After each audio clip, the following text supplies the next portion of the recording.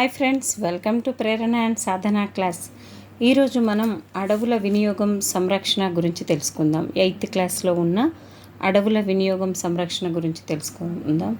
అంతకంటే ముందు ఇండియాలో అడవులు ఎక్కువగా ఎక్కడ ఉన్నాయంటే మధ్యప్రదేశ్లో, తక్కువగా హర్యానాలో ఉన్నాయి. అదేవిధంగా తెలంగాణలో భద్రాద్రి కొత్తగూడెంలో ఎక్కువగా ఉన్నాయి, హైదరాబాద్లో తక్కువగా ఉన్నాయి. ఓకే ఫ్రెండ్స్, ఒక చిన్న మోటివేషన్. మరి మనకి మన అమ్మ నాన్న ఎంతవరకు కష్టపడి ఇన్ని చదువులు చదివించి కేవలం ఉద్యోగం అనే పేరుతో మనం ఇక్కడే ఆగిపోతే వాళ్ళ భవిష్యత్తును అంటే మన అమ్మా నాన్నను బాగా చూసుకోవాల్సిన బాధ్యత మనదే. కాబట్టి ఇక నుంచైనా మేలుకోండి, మీ లక్ష్య సాధనను ప్రారంభించండి. అమ్మా నాన్నే కాదు, మన ఫ్యామిలీ ఎవరైనప్పటికీ, హస్బెండ్ వాళ్ళు, అమ్మ వాళ్ళు ఉంటే అమ్మ వాళ్ళు ఎవరినైనా బాగుగా చూసుకోవాలి. మన కాళ్ళ మీద మనం నిలబడి ఒక గౌరవం అనేది పొందాలి అంటే ఏదో ఒక ఉద్యోగాన్ని ఖచ్చితంగా సాధించాలి. కాబట్టి లెట్స్ స్టార్ట్ అడవులు వినియోగం సంరక్షణ 8th క్లాస్ లెసన్. ఓకే, అడవి అంటే ఏంటి మరి? అడవి అనగానే మనకు చెట్లు, మొక్కలు, జంతువులు, రాళ్ళు, రప్పలు, ఎన్నో రకాల పురుగులు, ఇలాంటివన్నీ గుర్తుకొస్తూ ఉంటాయి. అయితే అడవి అనేది జంతువులు, పాములు, పురుగులు, లోతైన వాగులు, కొండ చర్యలు అన్నీ ఉంటాయని మనందరికీ తెలిసిన విషయమే. అయితే అడవులలో అక్కడ దేవతలను కొలుస్తారు. అడవులంటే పవిత్ర స్థలాలు. మరికొంతమందికి అది కలప, వెదురు వంటి బీడి ఆకులు వంటి వనరులు దొరికే ప్రదేశం అని రకరకాల వ్యక్తులకు రకరకాల అభిప్రాయాలు అనేటివి ఉన్నాయి. మనం పెలుగోలు కొండల్లో ఏ విధంగా నివసించారో 6th క్లాస్లో తెలుసుకోవడం జరిగింది. అయితే అడవుల వలన ఉపయోగాలు ఏంటి, మరి వాటిని ఎందుకోసం కాపాడాలి అనే విషయం మనకి తెలవాలి. ఉదాహరణకు, చెట్లతో ఉన్న విశాలమైన భూభాగం అని అడవి అంటారని ఇంతవరకు ఒక అభిప్రాయం. అయితే అడవిలో పండ్ల తోటలు ఉంటాయి. అదేవిధంగా కానీ అడవి అంటే ఏంటంటే విశాలమైన భూభాగం, పొడవు వెడల్పులతో అనేక కిలోమీటర్లు ఉండాలి. రెండవది ఏంటంటే చెట్లు, దాని కింద పెరిగే పొదలు, మొక్కలు, గడ్డి జాతులు, తీగలు, ఇవి పెరగడానికి మానవులు జోక్యం చేసుకోవాల్సిన అవసరం లేదంటే మానవుడు వాటిని సంరక్షించాలని, వాటికి నీళ్లు పోయాలని ఆ విధంగా చూసుకోవాల్సిన అవసరం లేదు. వాటికి అవే పెరుగుతూ ఉంటాయి. అదేవిధంగా గణనీయమైన జీవ వైవిధ్యత, అనేక రకాల చెట్లు, జంతువులు సహజంగా జీవిస్తూ ఎటువంటి జోక్యం లేకుండా స్వేచ్ఛగా ఉంటాయి. భారతదేశంలో చాలా అడవులలో ప్రజలు నివసిస్తుంటారు. అడవులను నాశనం చేయకుండా వాటికి అనుగుణంగా తమ జీవితాలను మలుచుకొని వీళ్ళు అక్కడ నివసిస్తూ ఉంటారు. ఈ విధంగా అడవి గురించి మనం కొన్ని విషయాలు తెలుసుకున్నాం. అయితే అడవుల చుట్టుపక్కల ఉండే ప్రజలు వారు తమ ప్రయోజనం కోసం ఇల్లు కట్టుకోవడము, వ్యవసాయం అనేది చేయడము, కలప, వంట చెరుకు పశువులను మేపడానికి అడవిలోనికి తీసుకెళ్లడము, ఈ విధంగా ఎన్నో రకాల పనులకు అడవి వారికి జీవనోపాధిగా మారిపోయింది. అడవులు రకాలు, అవి ఉండే ప్రాంతాలు ఏంటి మరి? అడవులు అనేటివి ఎక్కడ పెరుగుతాయి మరి? ఈ ప్రశ్నకు సమాధానం చెప్పడం చాలా కష్టం. ఎందుకంటే కొన్ని వేల సంవత్సరాల క్రితం మట్టి, సూర్యరశ్మి, వర్షపాతం ఉన్న ప్రతి చోట అడవులు పెరిగేవి. అయితే ఆర్కిటిక్ ప్రాంతాల్లో, మంచుతో కప్పి ఉండే హిమాలయాల్లో, ఇసుక రాళ్లతో ఉండే ఎడారులలో, ఇసుకతో కూడిన తీర ప్రాంతాల్లో మాత్రమే అడవులు లేవు. ఈ ప్రాంతాలు తప్పించి మిగిలిన అన్ని చోట్ల కూడా అడవులు అనేవి ఎంతో కొంతవరకు ఉన్నాయి. అయితే ఈ అడవులను మన స్వార్థం కోసము వ్యవసాయము, గనులు, పండ్ల తోటలు, పరిశ్రమలు వంటి వాటి కోసం అడవులను నరికివేస్తూ ఉన్నాము. 20వ శతాబ్దం ఆరంభం నాటికి వ్యవసాయానికి అనువు కాని ప్రాంతాల్లో మాత్రమే అడవులు అనేటివి మిగిలాయి. కొండలు, గుట్టలు ఉన్న ప్రాంతాలు, చిత్తడి భూములు, చాలా చలిగా ఉండే ప్రాంతాలు లేదా జనావాసాలకు దూరంగా ఉండే ప్రాంతాల్లో మాత్రమే అడవులు ఉన్నాయి అని మనం గమనించవచ్చు. రకరకాల సూచికల ఆధారంగా అడవులను వర్గీకరించవచ్చు. ఉదాహరణకు చెట్ల సాంద్రతను బట్టి అడవులను వర్గీకరించవచ్చు. చాలా దట్టమైన పొదలతో కూడిన క్షీణతకు గురైన అడవులుగా వీటిని వర్గీకరించవచ్చు. ఈ వర్గీకరణ వల్ల అడవులు ఎక్కడ దట్టంగా ఉన్నాయో, ఎక్కడ క్షీణతకు గురయ్యాయో మనం తెలుసుకోవచ్చు.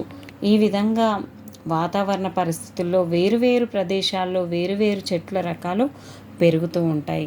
మరి కొన్ని రకాల ప్రధాన అడవుల గురించి మనం ఈరోజు తెలుసుకుందాం.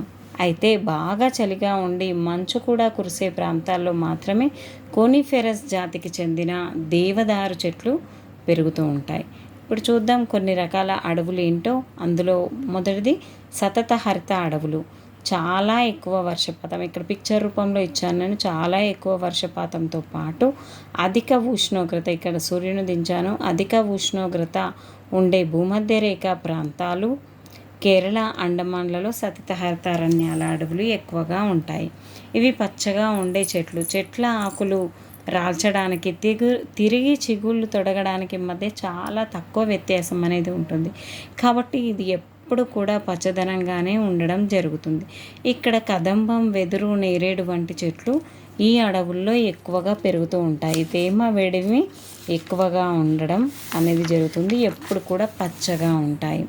హిమాలయాల్లో వేరే రకపు సతత హరిత అడవులు ఉన్నాయి. ఇవి సంవత్సరమంతా పచ్చగా ఉండే దేవదారు చెట్ల అడవులు. అయితే వీటి ఆకులు సన్నగా సూదుల మాదిరి ఉంటాయి. ఈ చెట్లు పూలు పూయవు, శంకుల వంటి పునరుత్పత్తి భాగాలు ఉంటాయి. ఈ చెట్లు మంచు కురిసే ప్రాంతంలో పెరుగుతాయి కాబట్టి ఆకుల మీద మంచు నిలబడకుండా అవి సూదులలాగా సన్నగా ఉంటాయి. ఇక్కడ చూడండి, ఇక్కడ చెట్టును దించాను, అలాగే ఇవి సూదుల్లాగా ఉంటాయని హిమాలయాల్లో ఆ విధంగా ఉంటాయి. రెండు వైపులా కిందకి ఉంటుంది ఆకురాల్చే అడవులు. కొన్ని నెలల పాటే వర్షాలు పడి సంవత్సరంలో అధిక భాగం పొడిగా ఉండే ప్రాంతాల్లో ఈ రకమైన అడవులు అనేటివి ఉంటాయి.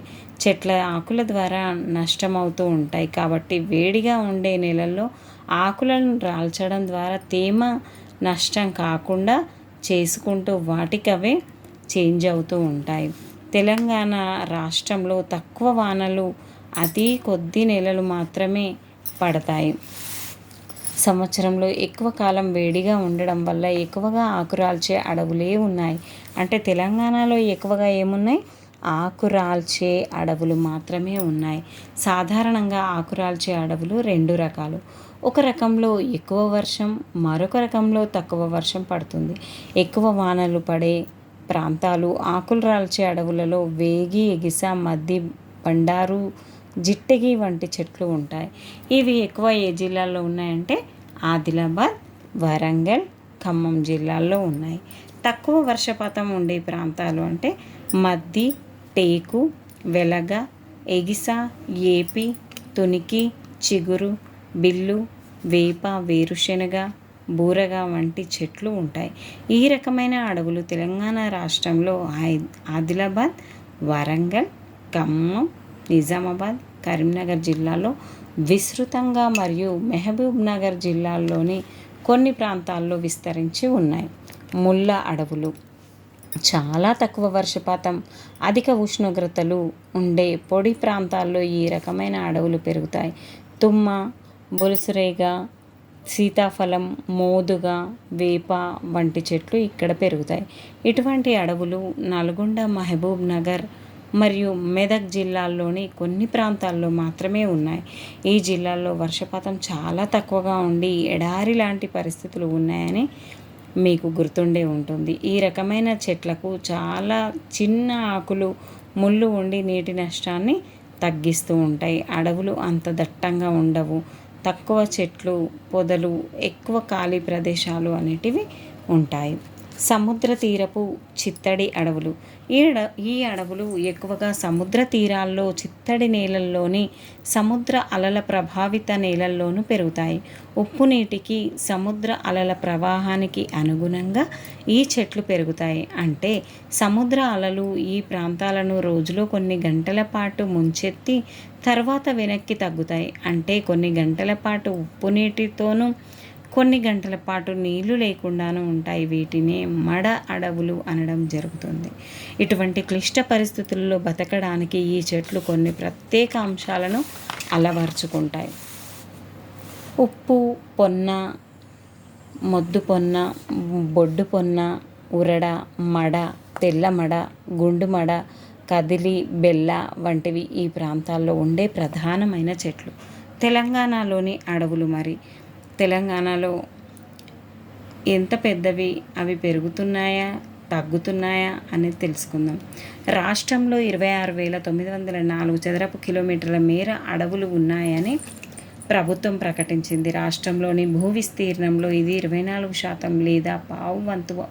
అయితే ఇది మొత్తం అడవి అనేది కాదు. కేవలం 16.74% విస్తీర్ణంలో అడవి అనగల చెట్లు ఉన్నాయి. అంటే 7% అడవులు వాస్తవానికి చాలా తక్కువ చెట్లతో, ఖాళీ ప్రదేశాలతో ఉన్నాయి. ఈ విధంగా మన తెలంగాణ రాష్ట్రంలో కేవలం 24%, అందులో ముఖ్యంగా 16.74% మాత్రమే అడవులు ఉన్నాయి.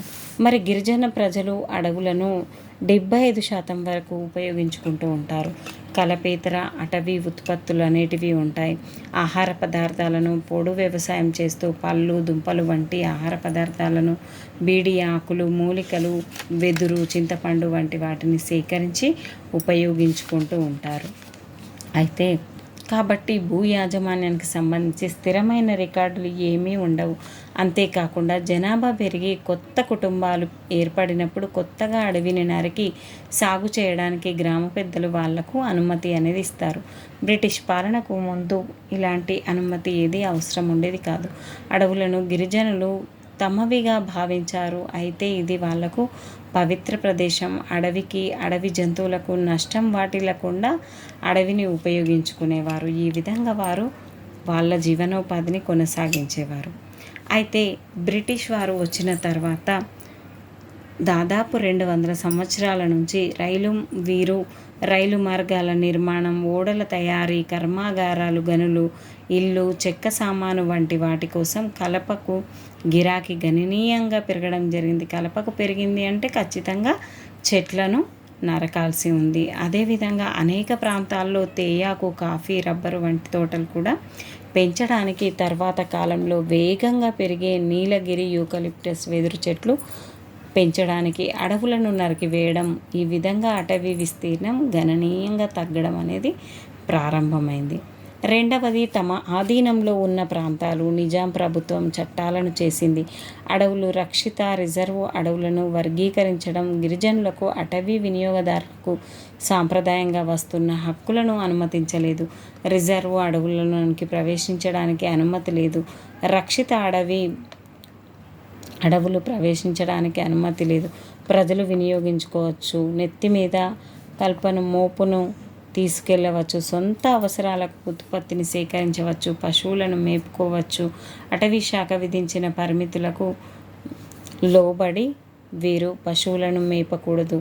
కానీ అడవులలో చాలామంది వాటిపై ఆధారపడి జీవిస్తున్నారని మనకు తెలుసు. ఈ విధంగా గిరిజనులు వాడుకుంటున్న అడవిని ప్రభుత్వానికి చెందిన అడవిగా ప్రకటించడం జరిగింది. కొత్త రికార్డులు, పట్టాలు లేకుండా వాటిని సాగు చేస్తుండడం వల్ల ఇలా జరిగింది. తెలంగాణలో ఉత్తర జిల్లాల్లో గోండులు స్థిర నివాసం చేసేవారు. కానీ కొలాంలు వంటి తెగలు కొండవాలుల మీద పోడు వ్యవసాయం చేసేవాళ్ళు. స్థిర నివాసం చేసే గోండులు కూడా కొంత భూములను బీడుగా పెట్టి మార్చి 2 సంవత్సరాలకు ఒకసారి సాగు చేసేవారు. రిజర్వ్ అడవులను గుర్తించే ప్రక్రియ వీటన్నింటినీ పరిగణలోనికి తీసుకోలేదు. ఒక్క కలం పోటుతో గిరిజనుల హక్కులు చెల్లకుండా పోయాయి. వాళ్ళని బలవంతంగా అడవుల నుంచి తొలగించవలసిన అవసరం అనేది ఏర్పడింది. ఈ విధంగా శిస్తులు కట్టాల్సి ఉంటుంది. వాళ్లకు అటవీ పైన హక్కు అనేది తగ్గిపోవడం జరిగింది. అటవీ సంరక్షణ పేరుతో 1920లో అడవుల నుంచి పెద్ద ఎత్తున గిరిజనులను తొలగించారు. ఈ చర్యలు 1940 వరకు కొనసాగాయి. దీనివల్ల గిరిజనులు అంతులేని అభద్రతకు గురి కావాల్సిన ఆవశ్యకత ఏర్పడింది. 1988, 90లలో వచ్చిన మార్పేంటి? మరి గిరిజనులను అడవులపై ఎటువంటి హక్కులు ఇవ్వకుండా వాళ్ళ అభివృద్ధి గురించి ఆలోచించలేమని, అదేవిధంగా వాళ్ళ క్రియాత్మక భాగస్వామ్యం లేకుండా అడవులను సంరక్షించలేమని 1988 నాటికి ప్రభుత్వం గుర్తించింది. అడవుల సంరక్షణ పునరుద్ధరణ అభివృద్ధిలో గిరిజన ప్రజలను భాగస్వామ్యం చేయడం ప్రధాన కర్తవ్యంగా జాతీయ అటవీ విధానం 1988 గుర్తించడం జరిగింది. ఈ విధంగా అటవీ హక్కుల చట్టం 2006లో పార్లమెంటు అటవుల హక్కుల చట్టాన్ని చేసింది. గిరిజనులకు చెందిన అడవులలో వాళ్లకు సాంప్రదాయంగా వస్తున్న హక్కులను తిరస్కరించి గత 200 సంవత్సరాలుగా గిరిజనులను తీవ్ర అన్యాయం చేశామని మొదటిగా అంగీకరించారు. గిరిజనుల హక్కులు పునరుద్ధరించకుండా అడవులను సంరక్షించడానికి అసాధ్యమని కూడా గుర్తించారు. ఈ కొత్త చట్టం చేయడానికి 3 ప్రధాన కారణాలను అది గుర్తించింది. మొదటిది, అడవులను సంరక్షించడమే కాకుండా అదే సమయంలో అటవీ వాసులకు జీవనోపాధిని కల్పించడం, ఆహార భద్రత ఉండేలా చూడడం అనేది మొదటిది. రెండవది, అడవుల సుస్థిరత మనుగడలో అంతర్భాగమైన అటవీ వాసులు తరతరాలుగా సాగు చేస్తున్న భూములపై నివాసమైన హక్కులను కల్పించాలి. వలస పాలనలో స్వతంత్రం వచ్చిన తర్వాత కూడా గుర్తించకపోవడం వల్ల చారిత్రక అన్యాయం అనేది జరిగింది.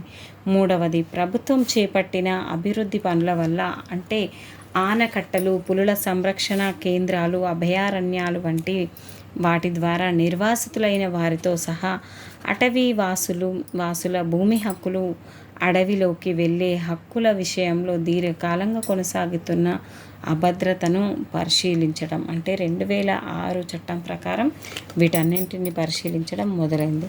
మొదట మానవుడు ఏ విధంగా ఉండేవాడు, ఆ తర్వాత పెద్ద పెద్ద బిల్డింగ్లు రావడం వల్ల అటవీ సంపద అనేది తగ్గిపోతూ వచ్చింది.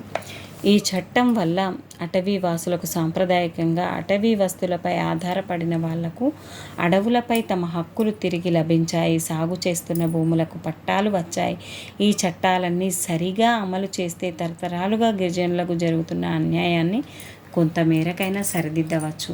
ఈ విధంగా అడవులను సంరక్షించే బాధ్యత కేవలం ప్రభుత్వానిదే కాకుండా ప్రజలమైన మనందరిది. కాబట్టి ఉపాధ్యాయులుగా మనం ఎంతవరకు సంరక్షిస్తున్నాము అనేది కొద్దిగా ఆలోచించి మన లెసన్లలో భాగంగా ఖచ్చితంగా పిల్లల్లో మోటివేషన్ తీసుకువస్తే అడవుల సంరక్షణ అనేది చాలా ఎక్కువగా జరుగుతుంది. Thank you friends. ఈ లెసన్ మీకు అర్థమయ్యే ఉంటుంది అనుకుంటున్నాను. మరొక క్లాస్తో మళ్ళీ మీ ముందుకు వస్తాను. Please like, share, subscribe my channel. Keep smiling friends.